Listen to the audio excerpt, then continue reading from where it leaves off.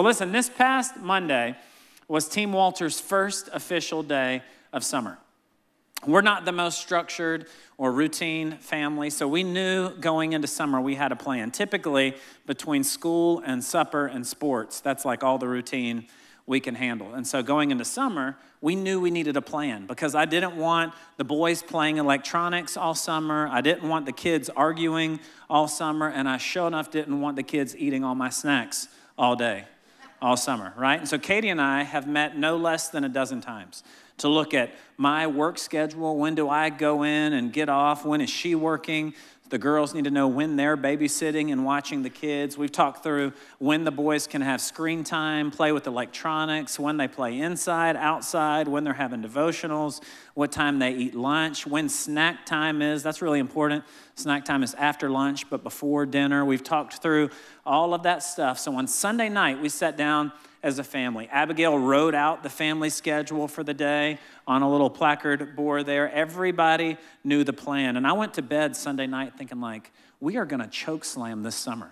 Like, it is gonna be awesome. We're gonna crush this thing. We've got a plan. So I went to bed excited for Monday morning. First day of summer, baby. Here we are. And so I wake up that morning and I walk out of my room to a surprise.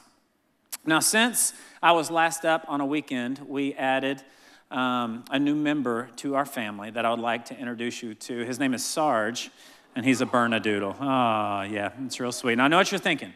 Wait a minute, you hate dogs. I did hate dogs, but Jesus changes people, and he changed me. About 6-8 months ago, our golden doodle turned into a dream dog. We went out of town, some friends watched her, and they didn't keep her in her crate. And they said, hey, do you mind if we let Sunday roam around the house? And I said, hey, do you mind if Sunday eats your couch? Because I can't replace whatever damage she does. And they're like, oh, it'll be fine. And sure enough, it turned her into man's best friend, like dream dog. So our kids came up with this presentation on why Sunday needs a friend, because we're gone a lot. She needs a buddy. And in a moment of stupidity, we gave in to their logic and got the golden doodle. So right now, we're still in our lives are miserable. This was dumb. Why did we do this? But if you check back in a year, we'll likely be happy again and see what happens with that. So I walk out of my room Monday morning, and what did you know? Right there in my entryway is number 3, which, for those of you wondering, is a combination of number 1 and number 2, right there. So I walk into the kitchen. Abigail, hey, babe, you know we're crate training. Every 15 minutes, the timer was set on the refrigerator. When you get Sarge out of the crate, you push start. Someone missed their shift, and now there is shift on the floor in the entryway. All of you, who did this? You know, I'm just getting all over them. Do you know how many 15-minute segments there are in the day? Our whole house is going to smell like a toilet by the time I get home if you let this happen all day. And I'm just going on and on and on. I come over to the coffee maker, smelling it. I'm just angry. You know, I find my pod, put it in, push start. Babe, you're the oldest girl here today. You have got to manage this timer, keep the boys on it. I'm going on and on. About that time, I hear water running. I look over at the sink, it's 7 in the morning. I'm like, where is that water coming from? And I turn around, and I had forgotten to put a coffee cup underneath the coffee maker. My coffee's brewing on the counter. I'm like, oh, look what y'all did. You did this. I'm cleaning it up, frustrated by this whole situation. About that time, I see Asher and Ari walk out of the pantry. And they were holding Cheez-Its and a granola bar. 7 o'clock in the morning. Boys, what are you doing?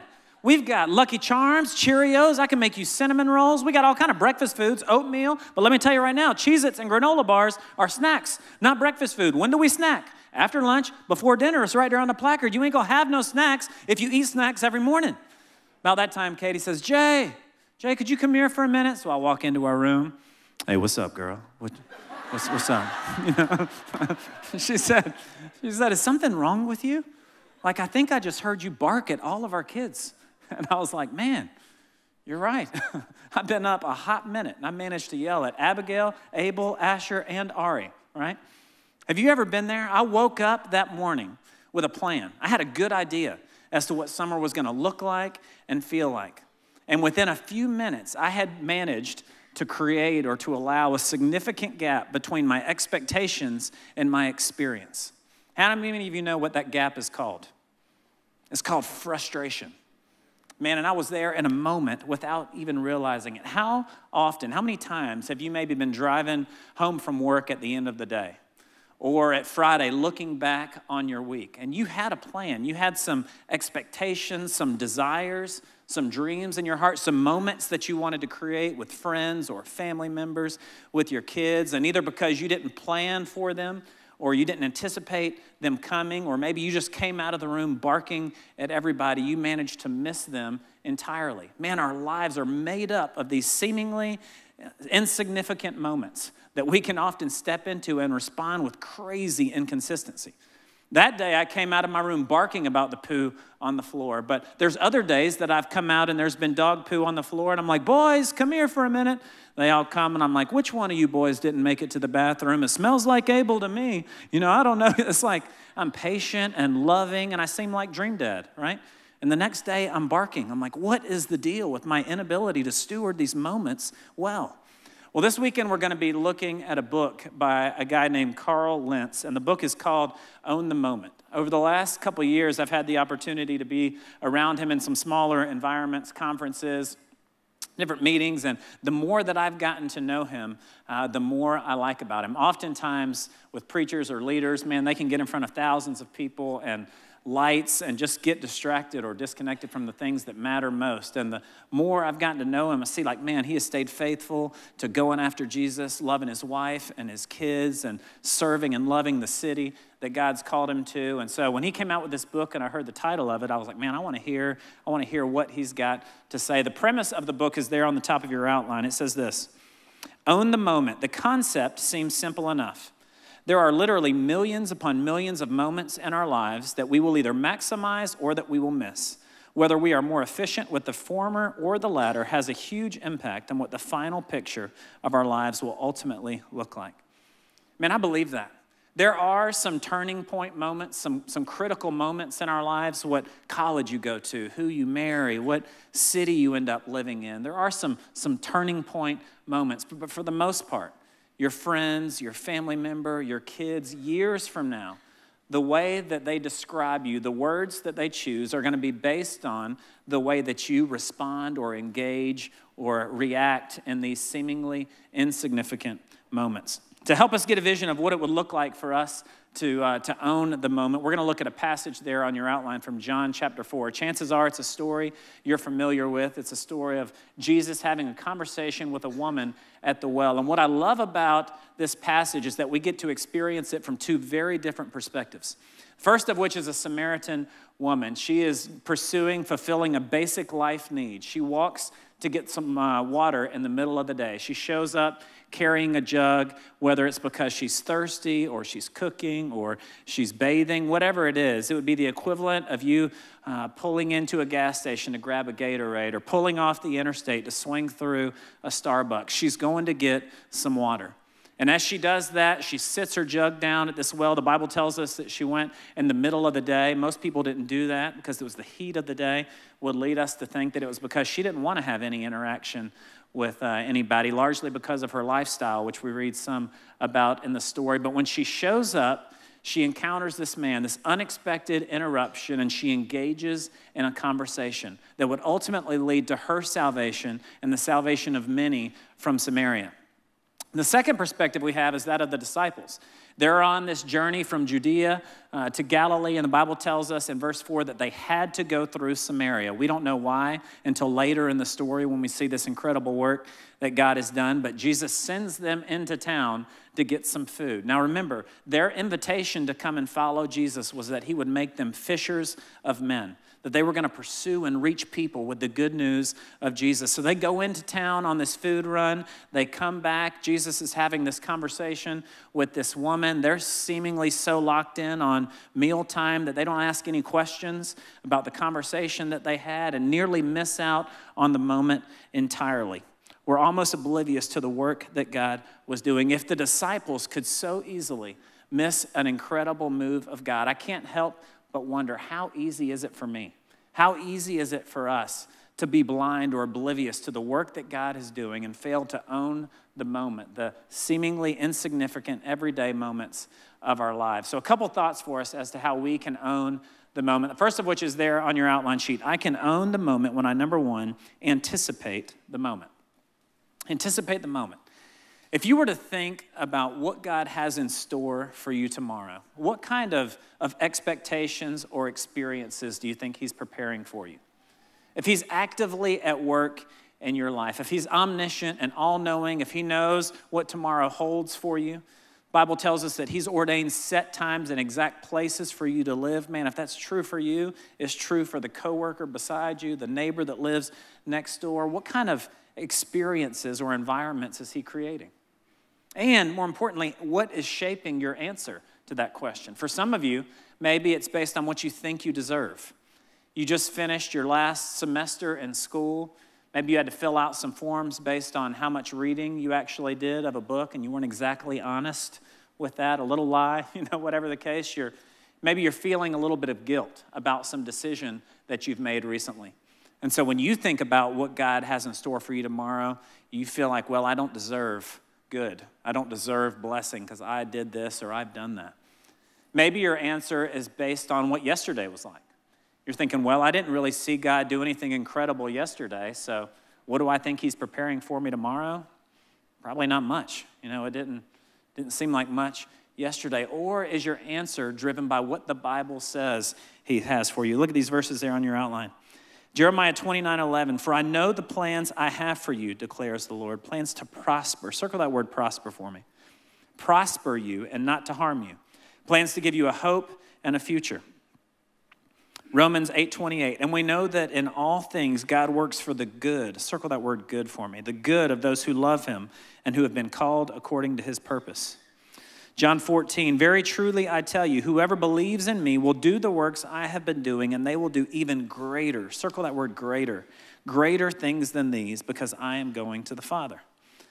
Now to him who is able to do immeasurably more, circle that word more for me, than all we could ask or imagine, according to his power that is at work within us. As you think about the expectations or experiences that God is preparing for you tomorrow, what you think is going to happen, do any of those words seem to capture the vision of what you think that you're going to be walking into?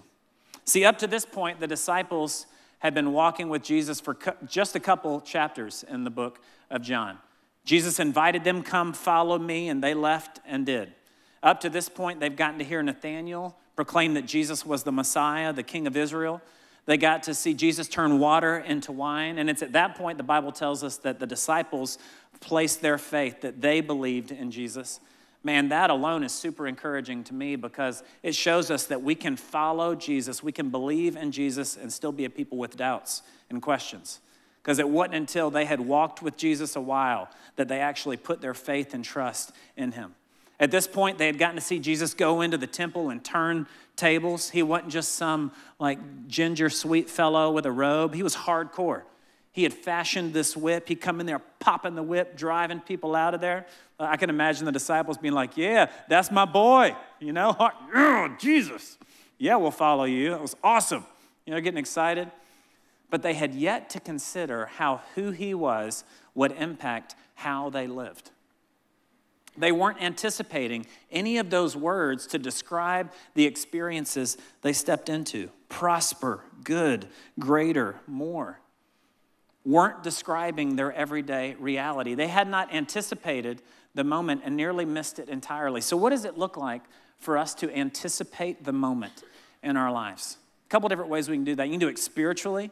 You can pray into your day. Man, you better believe after my Monday morning, the wheels fell off. Man, I prayed into Tuesday before I got out of bed. God, you know all that today holds for me. You can pray through your calendar, meetings that you're going to have, that you could go into it with the right posture or attitude. If you anticipate some conflict, you can pray into it before you walk into it. Spiritually, you can anticipate a moment. You can also anticipate moments practically, right? Katie and I have these two gray chairs in our bedroom, and every time we're getting ready to go on a trip, one of these chairs starts to dress itself. Katie will start to anticipate where she's going to be, what she's going to wear, which day she wants to wear a hat. She doesn't want to fly with a hat, so she'll bring the hat, put that hat on with those shoes, and this whole deal. And so this past week, I realized there were clothes on the chair. And so I was like, babe, are we going anywhere?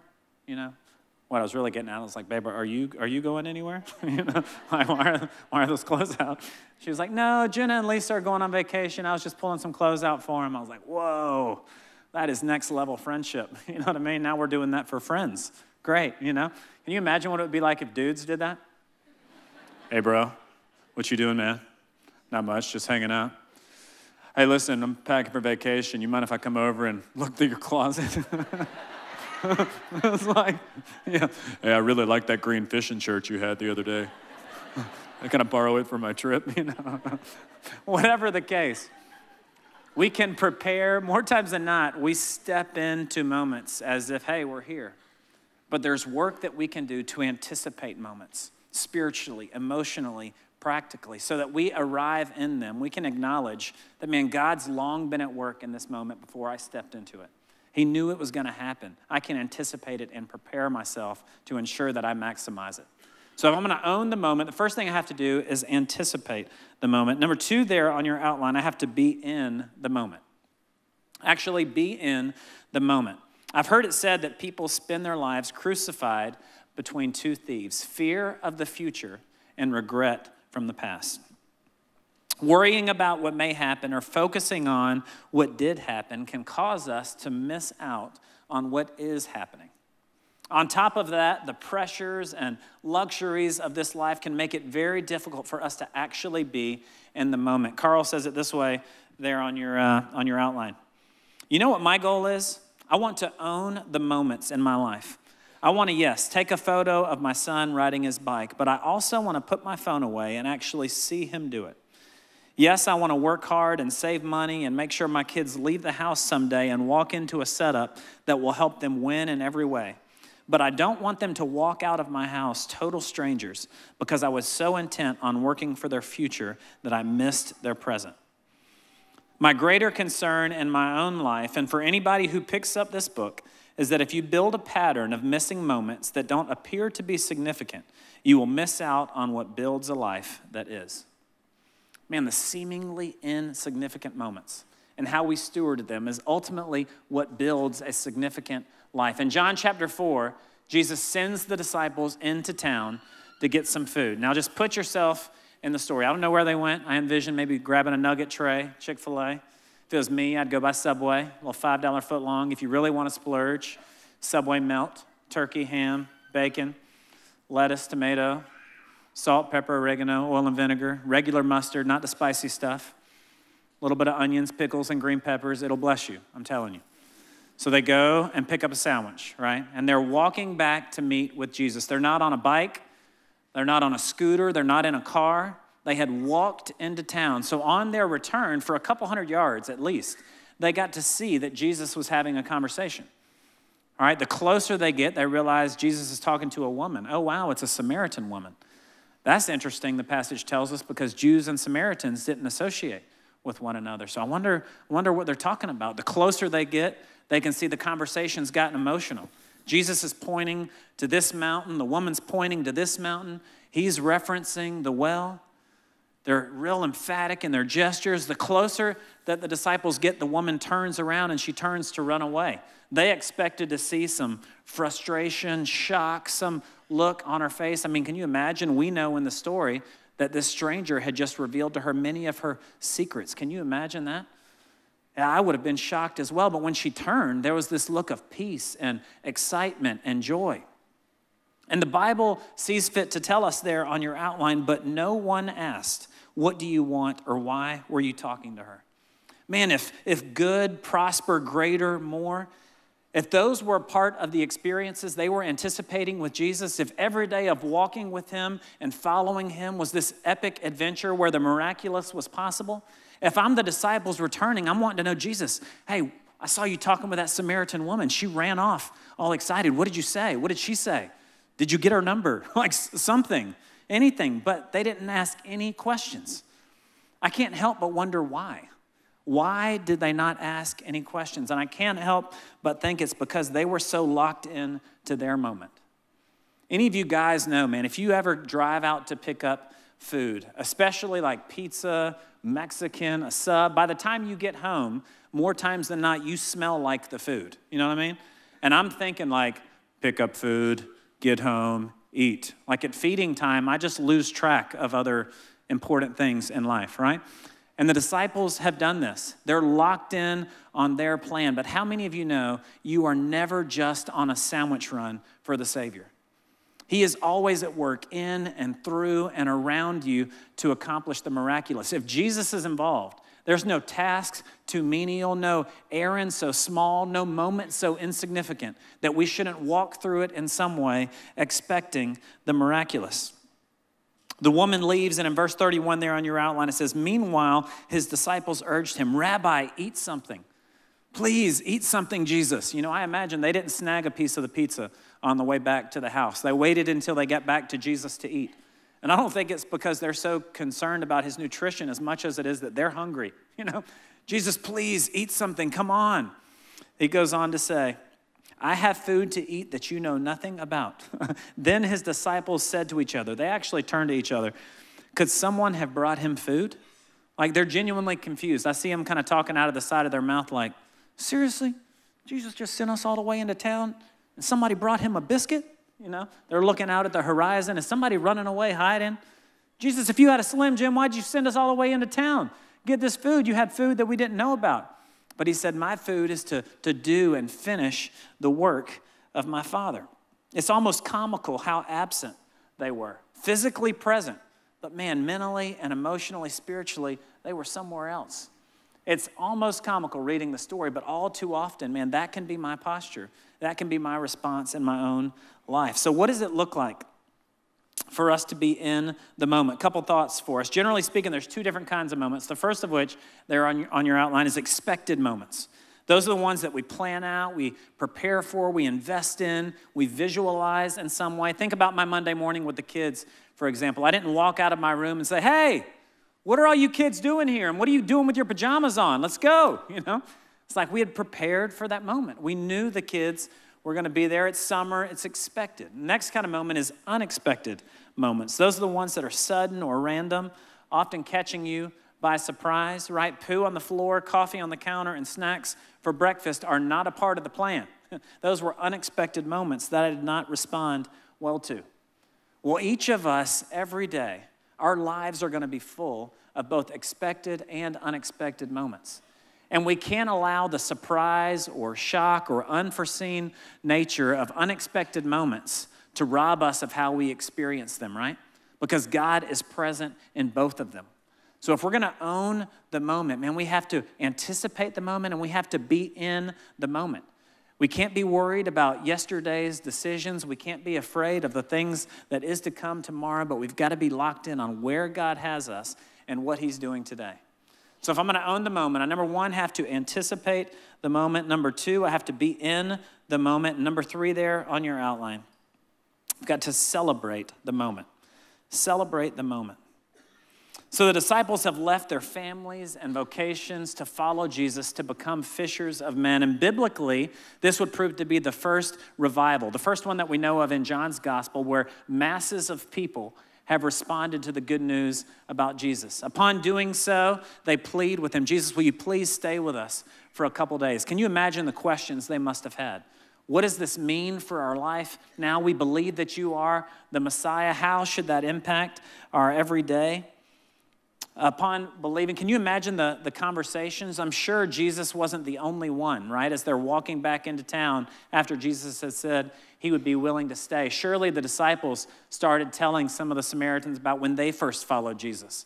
Or when they saw him turn water into wine at the wedding. Or, oh, you think he's all nice. Let me tell you about this time he flipped the tables in the temple. Man, he is hardcore too. I can see them beginning to share some of what would ultimately be their testimonies. They got to share in the celebration of life change, even though they had nearly missed the moment entirely. God allowed them to be a part of it. Part of the reason for it is this. When you stop to celebrate, you reinforce a moment and you solidify a memory.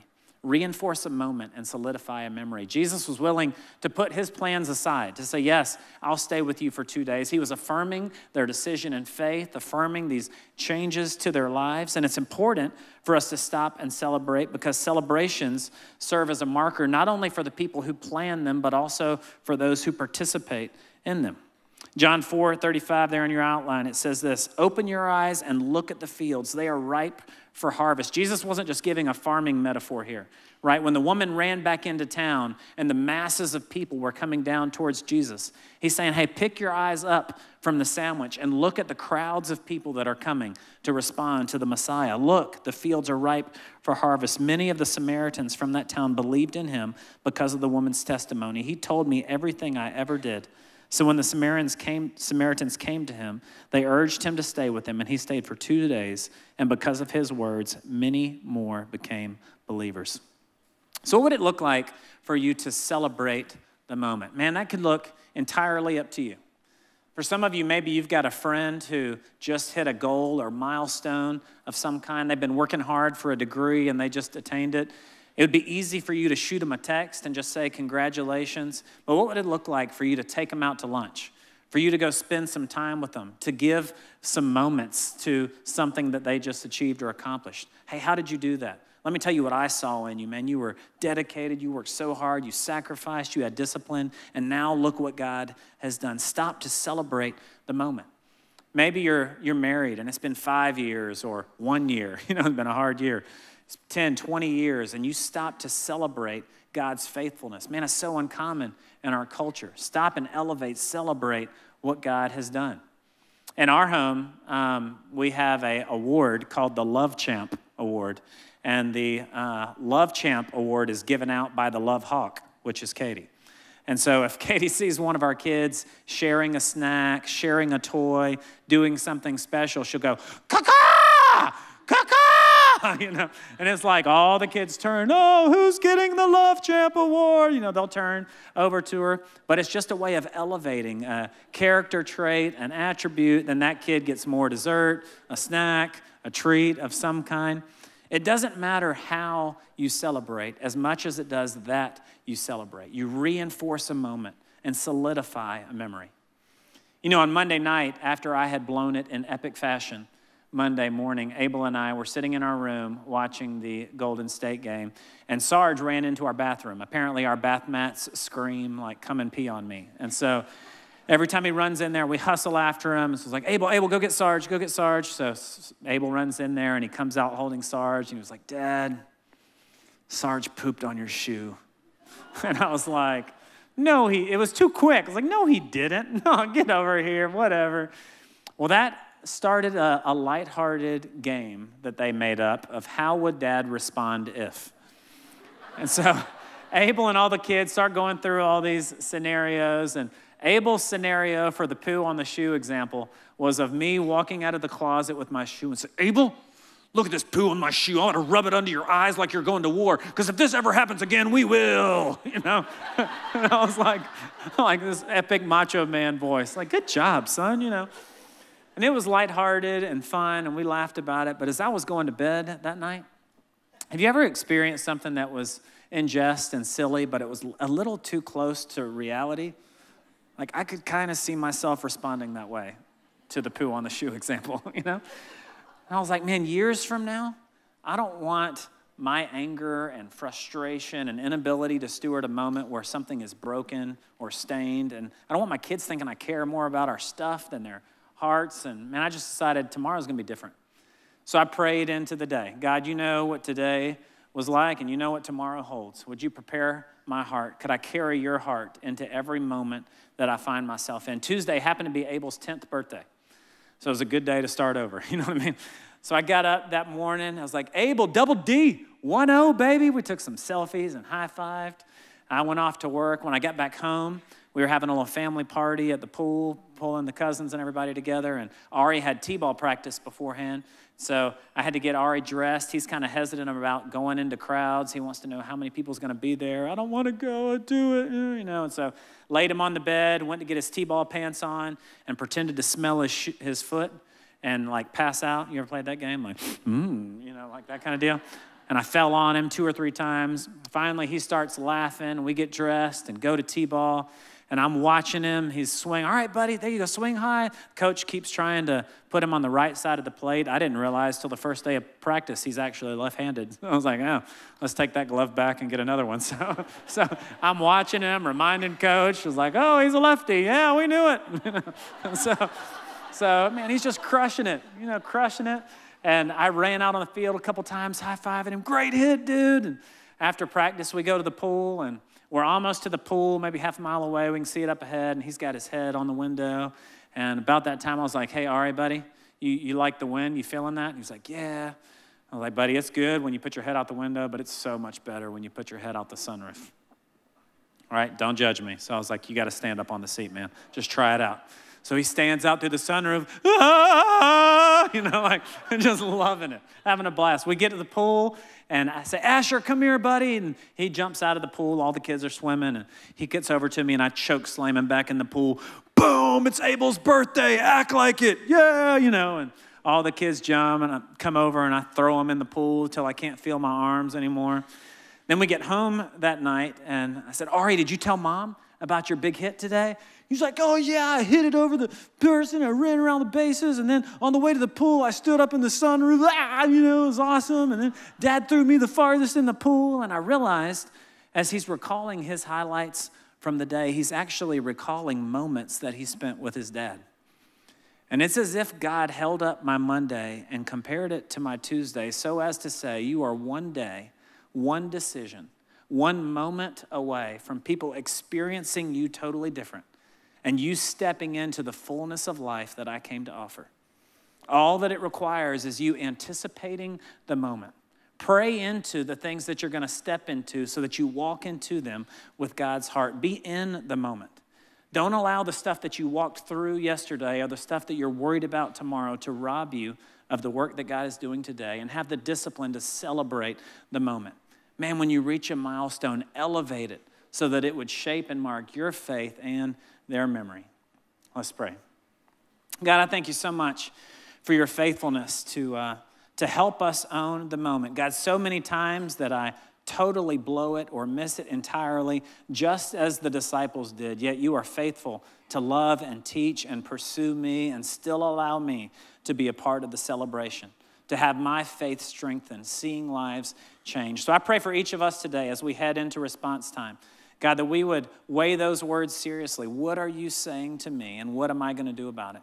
That I would be in the moment and attentive to whatever work you want to do in my life. In Jesus' name, amen.